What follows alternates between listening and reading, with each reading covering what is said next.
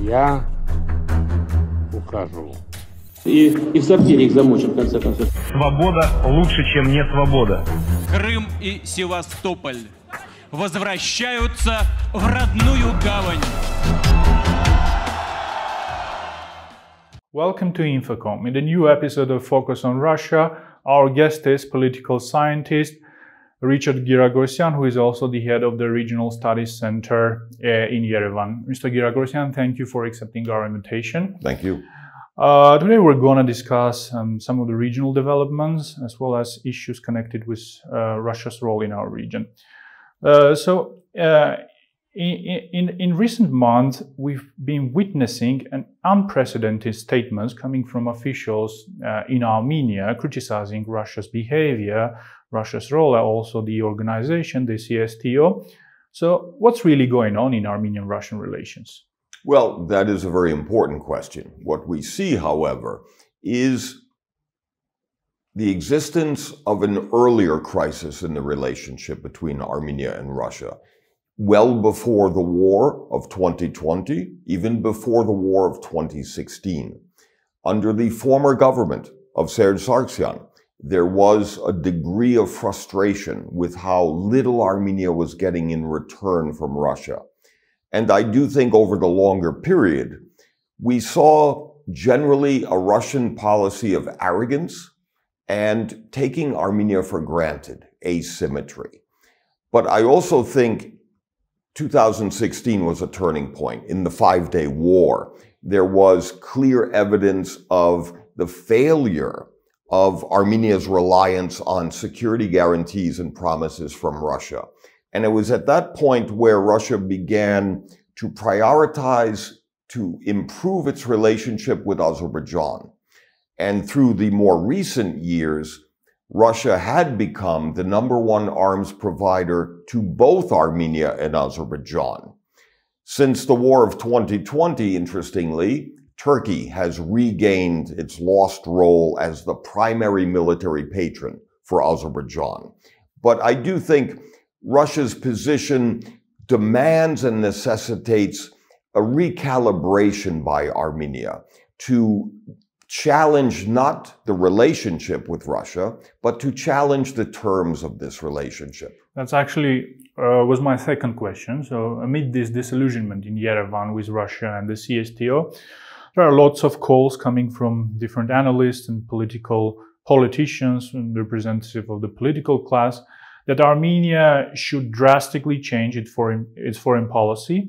Armenia should start a process of withdrawal from the CSTO. How realistic is this scenario? Well, let's start more specifically with Armenia's strategy regarding the CSTO, the Collective Security or Collective Insecurity Treaty Organization. In many ways, there is a recognition that the CSTO is very much a club comprised of pro-Azerbaijani countries, from Belarus to Ukraine to Central Asia. And it has little, if any, value to Armenia. For Armenia, this is not new. The CSTO has never been the primary instrument for Armenian-Russian security. And even though the CSTO is dominated by Russia, it's the bilateral relationship between Yerevan and Moscow that's always more important. What this means is, I do think two specific observations apply.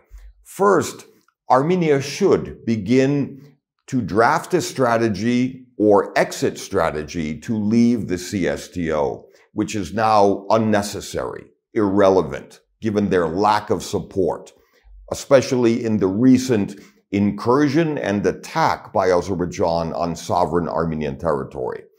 What's important, though, is whatever we do with the CSTO, to challenge it or to leave it, this doesn't necessarily have to be a blow to the bilateral relationship with Russia. And it could be even acceptable to Moscow, given that bilateral relationship. The second element is also that Russia is very much like Turkey. It respects strength, not weakness. And even the move by Armenia to consider leaving the CSTO is valuable. as a demonstration and display that Armenia is standing up for its independence and sovereignty.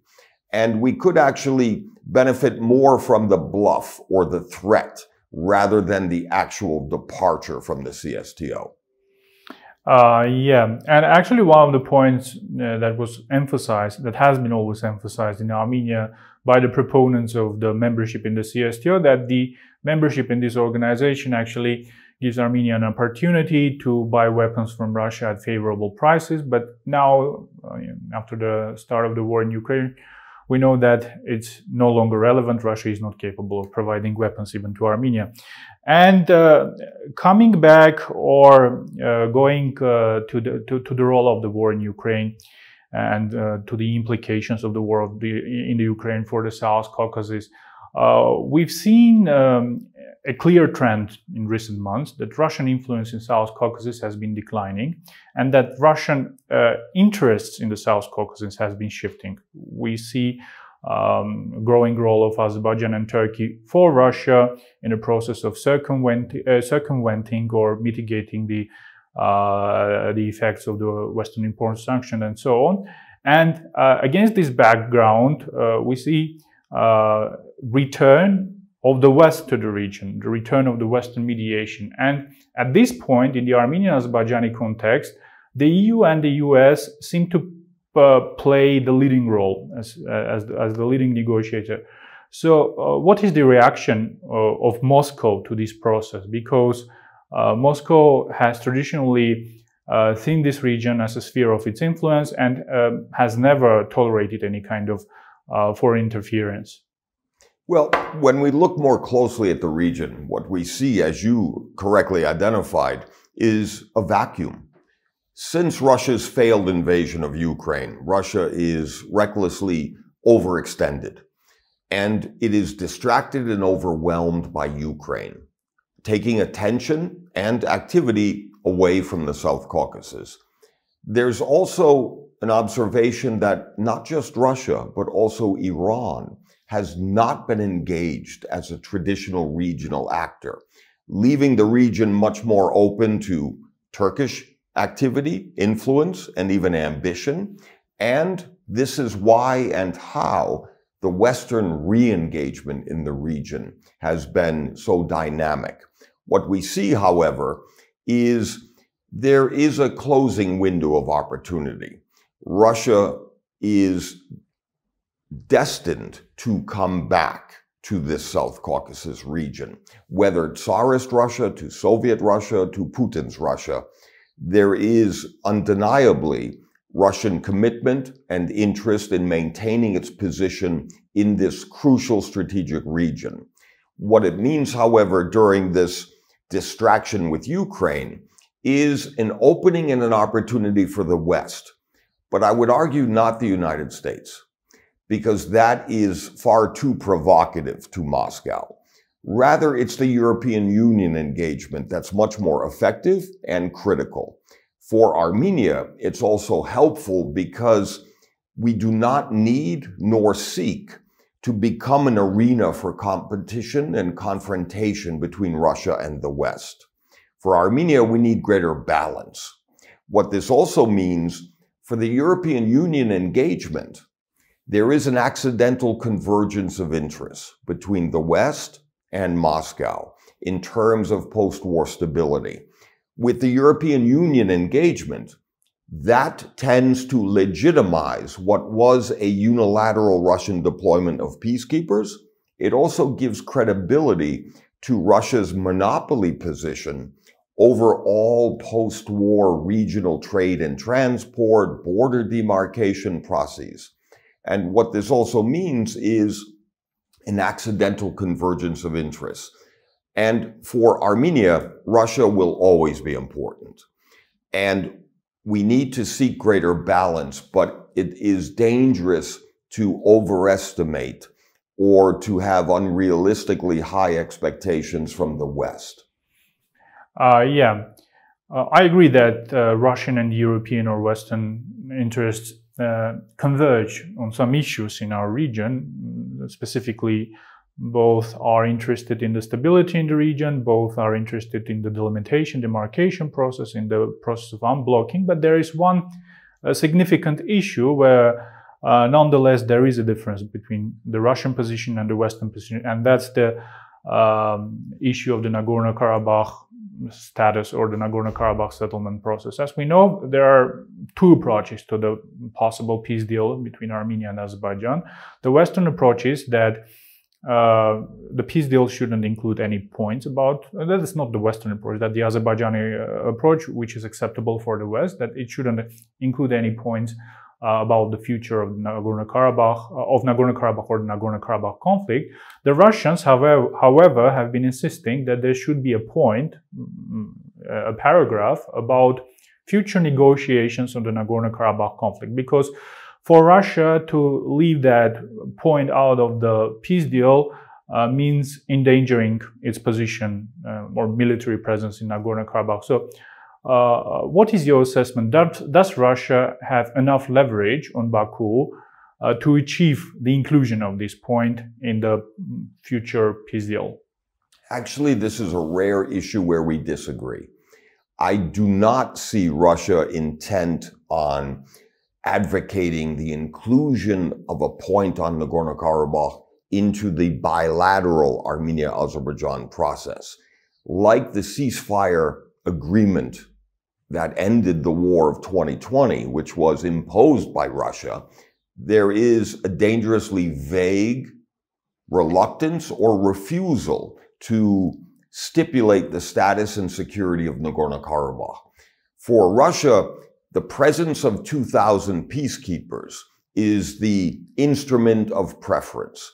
For Armenians in Artsakh, unfortunately, daily life and security now depends not on Armenia, but on the presence of the Russian peacekeepers.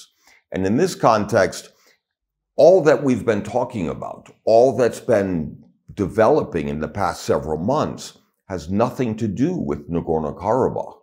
And it's Armenia-Azerbaijan. Azerbaijan succeeded in transforming the conflict into an expanded conflict directly involving one sovereign country against another.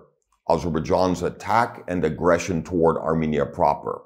What this means is there's a dangerous deferment or delay in tackling the core issue. That's Nagorno-Karabakh in terms of status today and tomorrow and security every day. What this also means is much of what we've seen has nothing to do with Nagorno-Karabakh, but at the same time, it has everything to do with Nagorno-Karabakh. And I have no confidence and even less trust in Azerbaijan in terms of handling the Armenian population of Artsakh. And the last question I would like to ask is about all these observer missions that have already been sent or are planned to be sent. So we know about the EU observer mission. We know that there is a principal decision in the CSTO to send an observer mission. And just recently it was announced that the OSCE's assessment team would be sent to the region, to Armenia, to assess the situation and probably to prepare basis for a future OSCE observer mission. What's your take on that? What's the reason of these activities? And are we going to witness 3 different observer missions on the Armenia-Azerbaijan border? Actually, we see 3 unique developments in very different directions. First, let's look individually at each. The EU monitors, which will number approximately 40 and will be limited to an initial duration of 2 months. That sounds very small and it sounds very weak.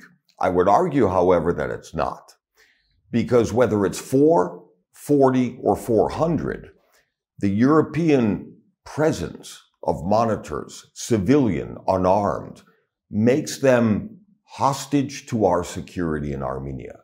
They are vulnerably exposed to any attack in the future by Azerbaijan. And this tripwire makes them also prisoner to our own sovereignty and protection of our territory. Hence, that's a tremendous advantage, especially as Azerbaijan has denied permission for the monitors to actually deploy on the Azerbaijani side of the border.